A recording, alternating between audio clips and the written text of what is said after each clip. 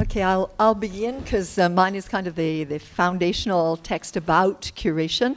And can I do it from here, sitting down? Yeah. Could I? Yeah. Oh, I'm Dena. And you've already said who I am. And then I'll indicate Clayton, who will be second, and then we'll bounce back and finish with Roselle. Okay, and I've titled my presentation Engaging Contemporary Curators. It's really stuffed, there's a lot in it, so I won't speak very fast. I'll give you time to try to digest some of the ideas here. And I've written the text, so it's already been promised a place on the website. So you can reread it if there's stuff you want to come back to. And it'll have some of the spirit will happen in my workshop. We'll be working on artistic vision together for those who are interested. Okay, here we go. I feel deeply privileged to be among you again this year as a participant at SPARC, and was thrilled at the Symposium Committee's invitation, to join this exciting keynote panel on curation. If the first SPARC Symposium and the schedule of workshops for this year is any indication, there are certainly among you arts curators who've already imagined and realized transformative events in their communities. I can hardly wait to meet you. I'm reminded of my encounters with, in 2004, a young dancer bringing together artists on her farm in rural Quebec to investigate agriculture and the arts. I remember a country restaurant owner who created a music series in her dining room. And I remember a visionary theater director who showed us how she allows epic narratives to spring from particular rural settings. The specific task assigned to us today by Rachel and Faye is to lay down a framework, to me personally, is to lay down a framework to foster discussion about the kinds of activist, community-minded artistic curators who envision performances and exhibitions as social events that variously serve to celebrate, to embody, and to consolidate the community, and so, in the end, to effect social change. So I'll first present two initial ideas about curation itself.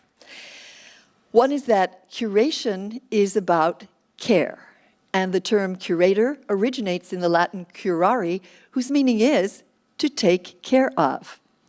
Curators in the earliest museums were seen as caretakers of the material culture, the physical objects and traces of a particular community, society, or nation.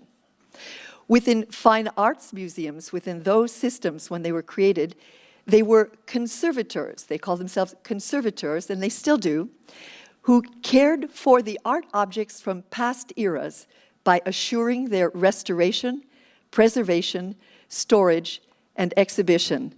And there's just a little parenthesis I decided to make just this very moment. Of course, you know, some of those objects eventually were politically contentious and were stolen from other cultures. But that's another paper, a whole other paper.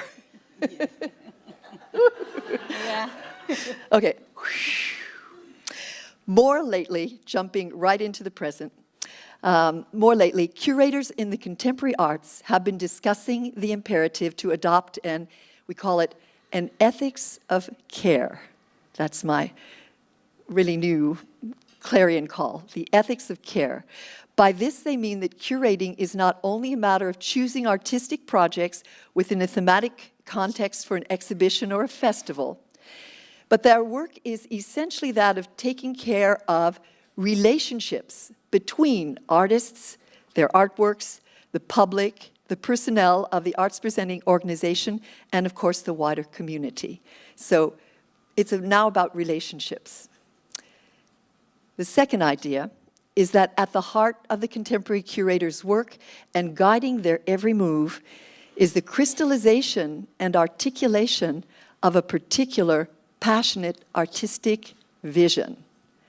This is true, of course, for artists as well. Sometimes it's called a statement of belief, and sometimes takes the form of a manifesto.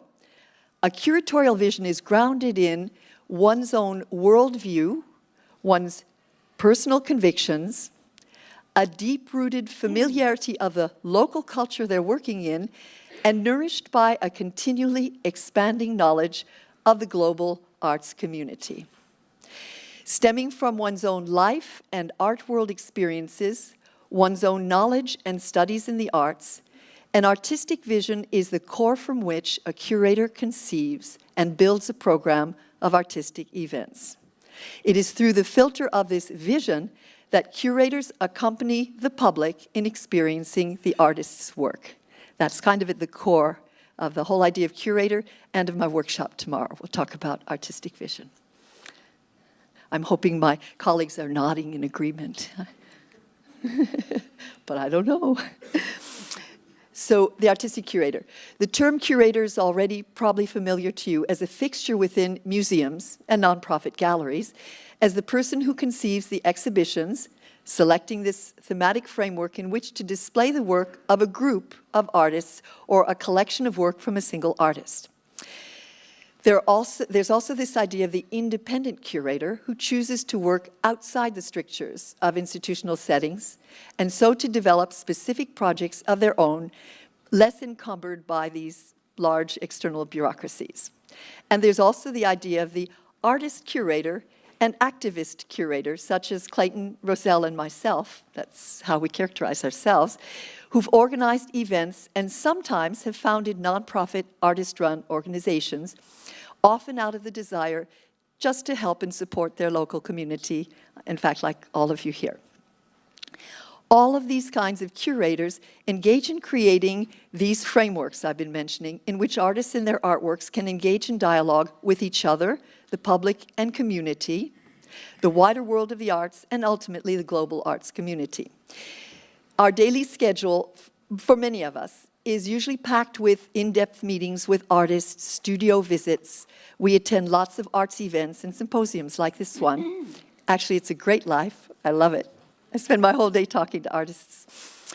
And in the visual arts field, curators are articulate arts historians or critical theorists who are apt to read, write, and speak knowledgeably about the arts.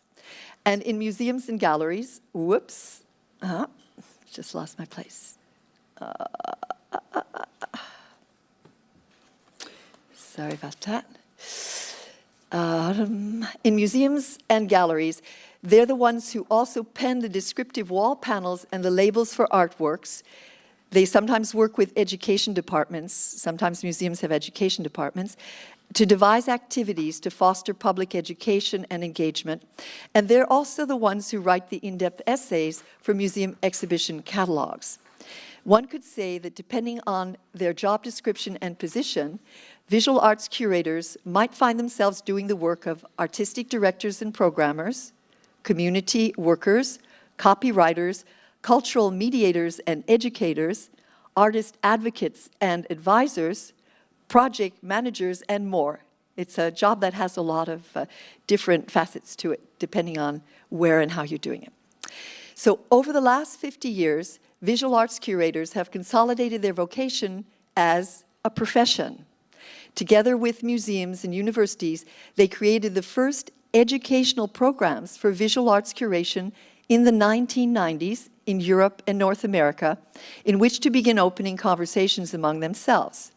And this led to the founding of dozens of professional seminars and university master's and doctoral level programs around the world.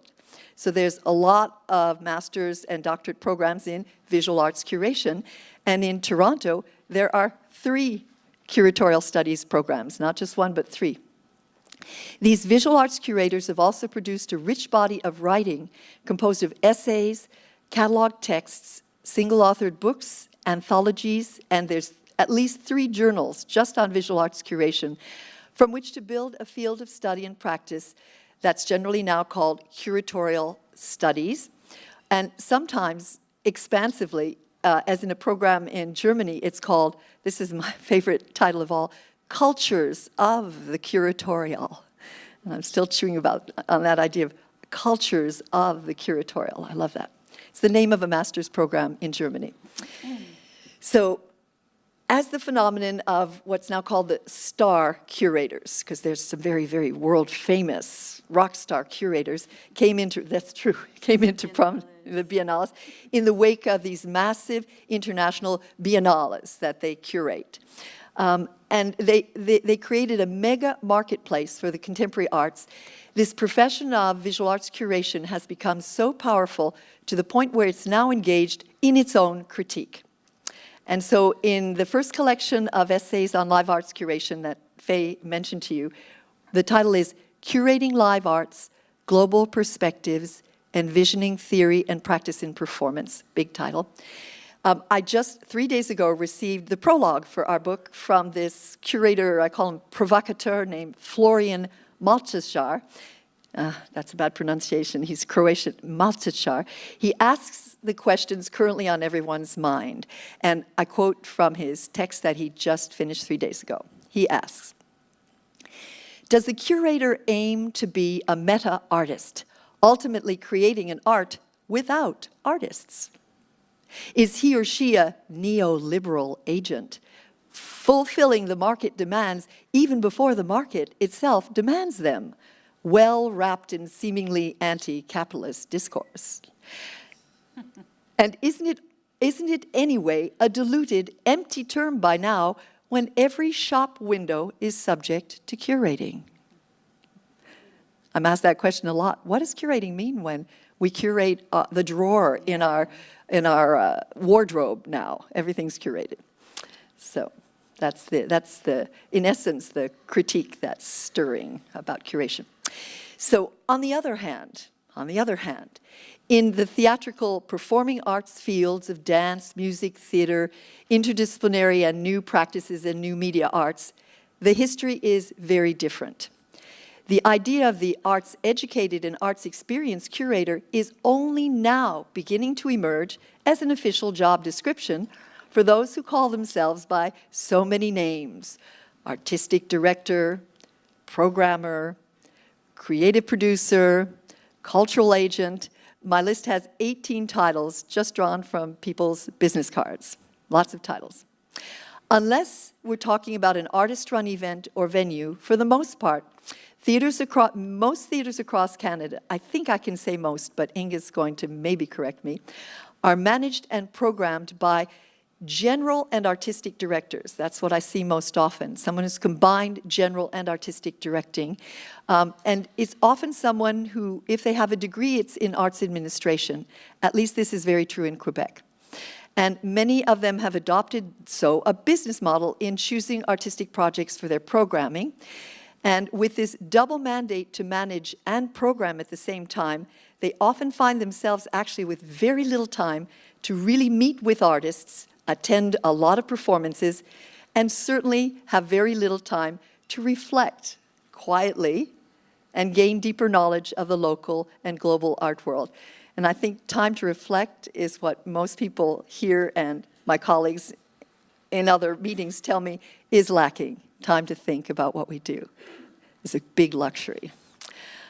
So I'd love all of these general directors now, this is my clarion call, to consider hiring a curator to work with them. That's my big dream.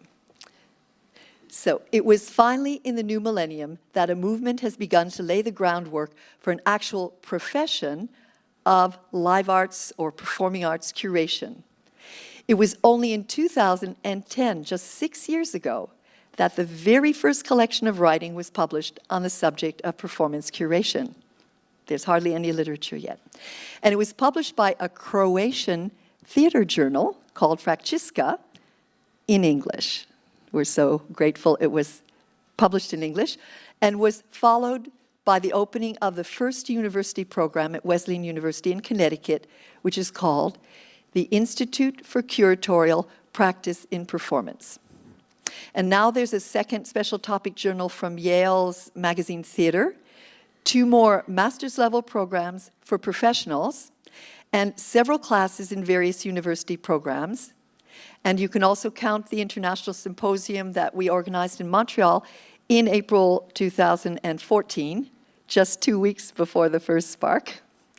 And then this book that is being sent to the publisher, hopefully will be in print within a year. And that's all there is so far in the first, I'd say, 6 years of development of the field of live arts curation. It's really very new. So turning now to the idea of how curators have been transforming the traditional idea of an artistic exhibition and performance into the kind of event that can effect change on the community, I'll bring you my vantage point as a culturally minded dance anthropologist curator. So I did my doctoral work in dance anthropology, and that's changed everything for me, how I think about everything. Since the 1970s, dance anthropologists have been writing about this concept of dance events as they traveled to distant lands in search of traditional dance cultures. And post-colonialist anthropologists seek to avoid the political pitfalls of this colonialist history by doing anthropology at home, which is what I did, and self-reflective analysis, and there's other strategies. So I fell into the field in crisis during the time when anthropology was thought of as a colonialist practice and set about to transform itself as a field. So anthropologist Egil Baca has characterized dance events. This is how he defines them. He calls them extraordinary, social, cultural, and of course also spiritual, gatherings of dancing and non-dancing participants around the performance of a dance. That's in a nutshell the anthropologist's eye view of the dance event. From their descriptive ethnographic accounts of the nature and function of these events, they tell us that they may take the form of celebrations, processions, ceremonies, rituals or invocations, or even contests, and that they variously serve to increase social solidarity, provide a social safety net, that's called the catharsis theory, and also function as an agent for social change. That's like all the anthropological theories in 2 sentences. It's a lot of stuff.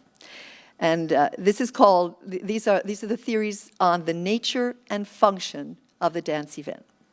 So in my contemporary dance world and through my ethnographic fieldwork with Au Vertigo Dance in Montreal, I've come to think of an evening of live dance performance in this way as if a village dance, or to borrow a phrase from the late Cynthia Novak that she coined in an ethno-history of contact improvisation, she calls it a temporary community of experience, or you could say a temporary community of shared experience. So we come together to share the experience of a contemporary dance, one that we hope will be meaningful. And in this spirit, the cultural frame of mind that I bring with me now to each dance performance is tempered by the question. I try to sit and ask myself, who are we and what are we all doing here together?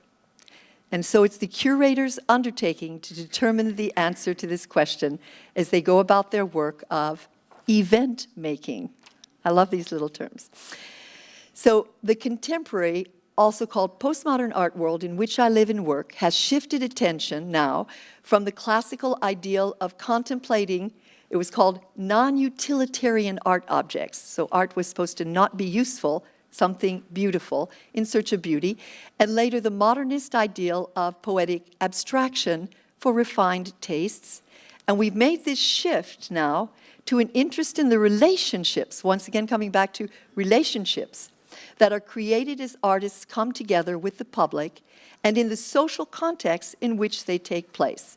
And the theorist, sort of the darling theorist that has brought this forward in the art world, his name is Bourriard, and he calls this relational aesthetics. That's the little buzz term now, relational aesthetics.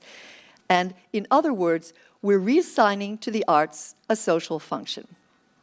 In his seminal and very influential book, in English called Relational Aesthetics, or Esthétique relationnelle in French, Bourriard attempts to reveal the principles of these contemporary artists' thoughts in the age of globalization.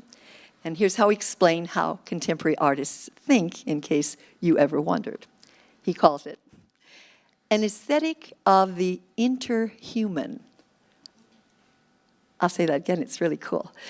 An aesthetic of the interhuman, of the encounter, of proximity, of resisting social formatting. That's how he writes about his book. It was in the revolutionary 1960s and its aftermath that postmodern artists began in earnest to devise novel kinds of art making and arts presentation that are community-oriented and politically engaged. And I do like to say that since the invention of the idea of art, there have always been artists whose work was revolutionary and political in its aims. It's not new, but there are novel postmodern kinds of arts events, and I made a little list of how artists name these events. It's an interesting little list. We talk about site-specific art, or art in situ, large-scale and performances in public spaces, installation, community arts events, political art, ephemeral and performance art, art walks, time-based arts, the use of abandoned or private buildings not built for artistic use, the integration of the everyday, and the integration of non-art skilled people. Like in dance, we talk about integrating non-dancers into dance events. I'm not sure I love that term, non-dancers. I think we're all dancers. And home theater is another term, and that's just a short list of the new kinds of forms that these events are taking. I'm going to just give you examples in a moment for the end of this paper. The contemporary arts curator's vocation virtually arose from the demands of this predicament. How can we set up conditions for these kinds of artists to present their iconoclastic and renegade work and to help in bringing a better understanding of the work to the public? And I'll just give you a few examples to end my paper, get a little more concrete. So in my 36 years of dance presenting, I've come across an extraordinary range of innovative curatorial models, projects, and visions that are engaging, immersing, and transforming artists, neighborhoods, and sometimes entire communities, getting them out of their seats and literally activating their participation. So I thought of just a few categories, something I call in-house events. There's a centuries-long tradition of the wealthy classes presenting artistic performances in their mansions. You see that in films a lot. But lately, there's arisen a new wave of what people are calling home theater events, and in France, they've long called it Teatro De La Patema. I heard that phrase, and I was thinking of Tupperware parties when I heard that. And it is kind of like that. You get your neighbors to come in, and then when you get 20 neighbors, the artists come in and do their performance. And then I'm also hearing here, there's also house concerts, and I'm interested in this workshop on small spaces for music. Yeah, okay. Anyway, I don't know if it falls in this category, but I'm interested in that too. So I'm going to give you just 3 small examples of how that's happening. There's 100 to give. I've learned of a young Californian tech-savvy curator, and I actually Skyped with him to find out more. And he's using the internet to create a global network of very local performance festivals in different cities in people's homes. And it came to Montreal 4 years ago, so I found out about it then. And he does it all from his little home computer. And then there's a town in Australia. A local curator came to Montreal last year and told us that they lost all of their arts funding, and so all of the arts performing has gravitated into local people's homes now. And then there's artist curators who are staging performance events for small groups or one spectator at a time in their own apartments. And I just attended one of that. I was a single spectator for an hour-long performance of one artist in their own house. Pretty interesting ideas. Then the second category, I call it neighborhood arts. And so I asked, what if an artistic event was the outcome of a citizen committee of local residents? And I think that's actually happening in this group. Or it took place in a particular neighborhood and reflected the interests and desires of those people living in proximity. So here's 3 examples. At our symposium, we had a Belgian curator who had put together an experimental project she called the New Patrons Project. And they created a curatorial cooperative of local citizens who actually planned a performance event. And we haven't heard yet how that turned out, but it was a model they were creating for Belgian communities. And then a French researcher, French curator came to us and told us about, it was called The Gardens Next Door, and he rallied about 200 of his neighbors in his neighborhood and spent a year with an artist collective talking to the neighbors, and they eventually had a whole weekend event that happened in the backyards of different people's homes. That was one model. And then a mega model was the in 2000, the Los Angeles Festival, with like a $20 million budget and a curator named Peter Sellers, one of the most famous theater directors in the world, decided to have a main stage series, but also to spend 2 years planning these local, they were local neighborhood festivals in different quarters of the city that were to present works that had a direct relationship to those communities and the cultures in which they were being created and produced. So there was a whole slew of like 20 different little festivals happening at the same time in neighborhoods planned by those neighborhoods. And then I'm working now with a curator in Jerusalem, which is a very divided city. I think you know a little bit about the politics of Jerusalem, maybe a little. And what he's done is he's commissioned small-scale choreographies in the central marketplace, in the bars and the restaurants, little choreographies, a whole network of them. And it's a festival, actually it's this week happening, and that's the only place in Jerusalem, he tells me, that all of the different residents from this divided city actually cross paths on a daily basis. So that's his contribution to what he hopes is a better future for Jerusalem. Okay, third category, I call it art walks, and I think that's actually what people call them, art walks. And it's an echo of this idea of the guided museum tour that, you know, where you buy the little headphones and someone speaks to you about the artworks. And also there's a visual artist named Janet Cardiff, who's become well known for these audio and video walks. We did some of them in Montreal, where you get a headphone and she tells you where to go and what to pay attention to as you go there. And so there's an example in Vancouver called the Collective Walks of Spaces of Contestation, and it was put together in Burnaby, British Columbia, and it draws inspiration from public protests and from walking clubs, lots of different sources, and they partner artists with community groups to create radical experiences for participants, a kind of participatory pedagogy, and it actually takes people on large collective walks throughout the city. And then another example is Teddy Tafel, a Montreal choreographer. She stages one-on-one experiences between one dancer and one audience member for 1 hour. And it's silent, and she gives you a set of rules for how to behave with this dancer and how to be a spectator for this kind of performance. Fortunately, because otherwise you wouldn't quite know what to do. And you spend a quiet hour privately with this dancer as they reveal these very, very interesting details of the neighborhood that you might not have seen otherwise, but silently, just in dance terms. So 2 examples of art walks. That's a pretty popular category. It's popping up all over the place. I see it a lot. And the last one I want to mention is sharing an art meal. Preparing food or sitting around the dinner table becomes the premise for an intimate community performance event. Some of you may know in Vancouver, Justine Chambers is doing this piece called Family Dinner. I wonder if anyone's heard about that, seen it, experienced it.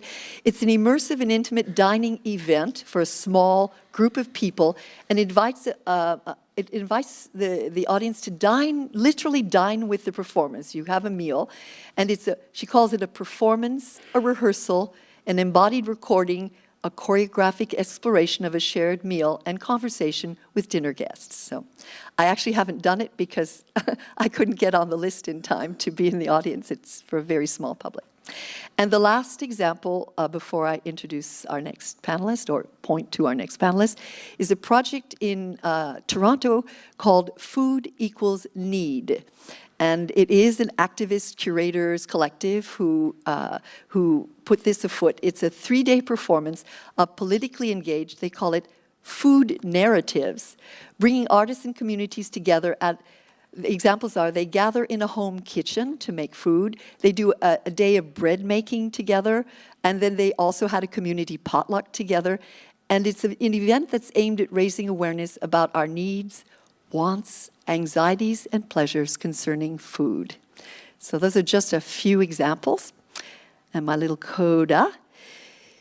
It seems that at last the time for live arts curation has arrived. At the annual All Networks meeting of 80-plus presenting organizations who are interested in programming dance from large and small cities that we held in Newfoundland 3 weeks ago, the idea of the curator was at last in the air. And we spent 2 days immersed in a symposium with keynote speakers, panels, and presentations by Canada Council officers and arts advocates discussing the nature of Aboriginal, traditional, and contemporary arts in Canada. They referred often to the collective, and how we might all be more engaged with these artists and communities. And so it was at that meeting that I discovered the Aboriginal Curatorial Collective. And now it says, turn to Clayton.